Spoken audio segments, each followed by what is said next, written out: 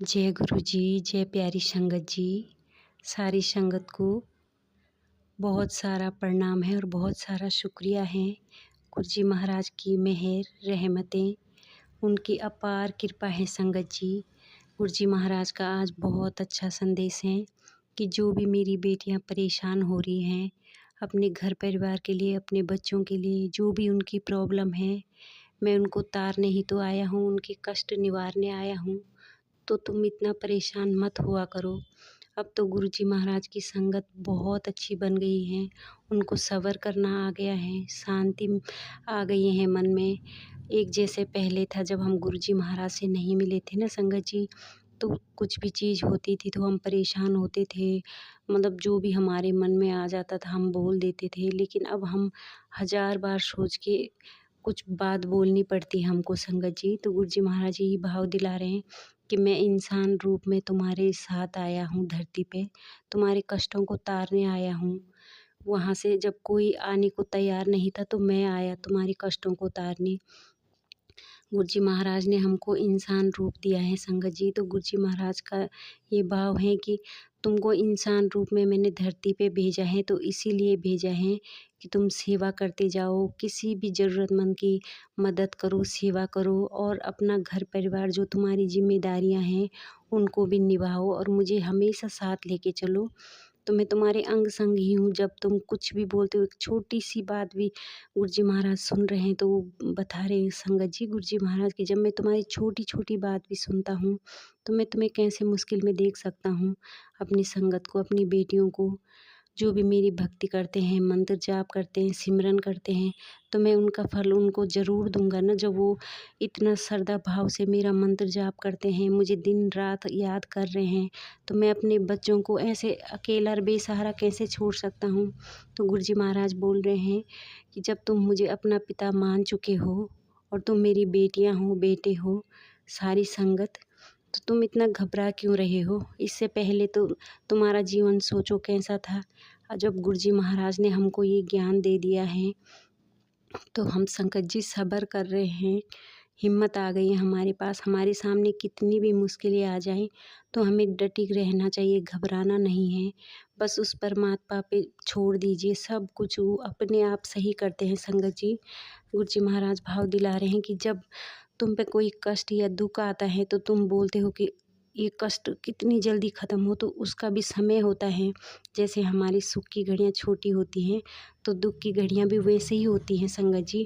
जब दुख आता है तो उसके पीछे सुख भी रहता है और सुख आता है तो दुख भी आता है। ये तो जीवन का तराजू है संगत जी। बराबर तो थोड़ा समय तक रहता है, ऊपर नीचे तो होता रहता है, जीवन भी कट जाएगा। गुरु जी महाराज के मंत्र जाप से उनकी शरण में आ गए हैं हम, तो हमको घबराना नहीं है।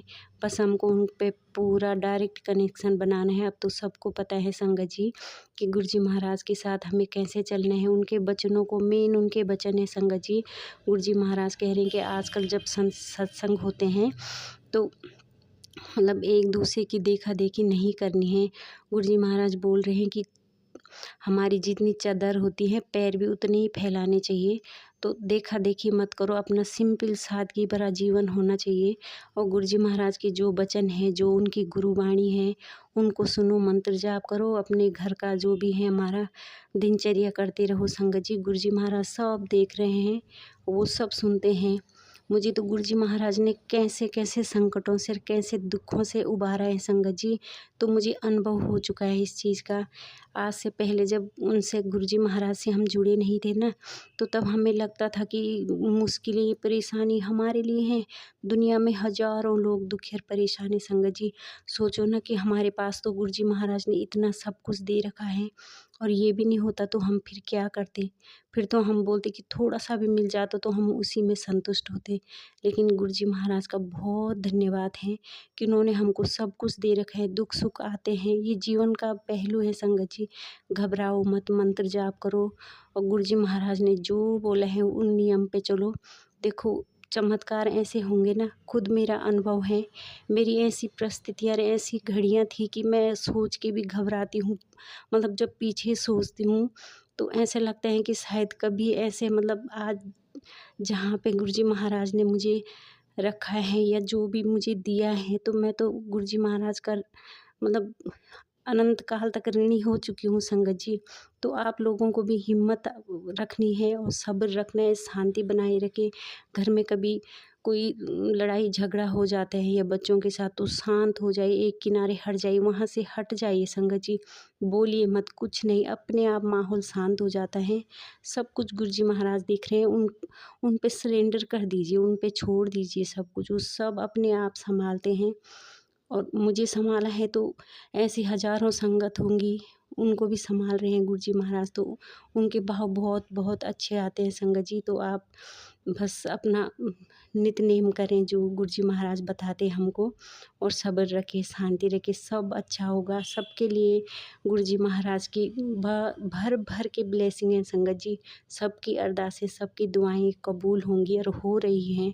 बस शांति सब्र से रखिए, अपना मन डोलने मत दीजिए इधर उधर, मतलब किसी की बातों में मत आइए। कोई कुछ कहते हैं तो रहने दीजिए। गुरु जी महाराज के लिए तो कई चीज़ें बोल रहे हैं लोग, लेकिन नहीं, वो सब देख रहे हैं ना। तो हमारे गुरु जी महाराज तो परम ज्ञानी है संगत जी। आप सब्र रखिए बस। आप लोगों का प्यार आशीर्वाद मुझे मिल रहा है, तो मैं कृतज्ञ हूँ आप लोगों की। गुरु जी महाराज से अरदास करूँगी, दुआएं करूँगी कि गुरु जी महाराज जो भी मेरी संगत बनी है, उनकी अरदासें और उनकी दुआएं आप ज़रूर कबूल कीजिए। उनकी हिफाजत कीजिए, उनकी रक्षा कीजिए, उनके घर परिवार की खूब रक्षा कीजिए, उनके बच्चे तरक्की करें, अपनी माँ की सेवा करें, इज्जत करें, और दिन दुगनी रात चौगनी हो पूरी संगत परिवार की। बस संगत जी, अगर मुझसे बोलने में कुछ भी गलती हो गई होगी तो क्षमा करना गुरु जी महाराज, क्षमा करना मेरी प्यारी संगत जी। ओम नमः शिवाय, शिव जी सदा सहाय। ओम नमः शिवाय, गुरु जी सदा सहाय। ओम नमः शिवाय, शिव जी सदा सहाय। ओम नमः शिवाय, गुरु जी सदा सहाय। जय गुरु जी, जय प्यारी संगत जी।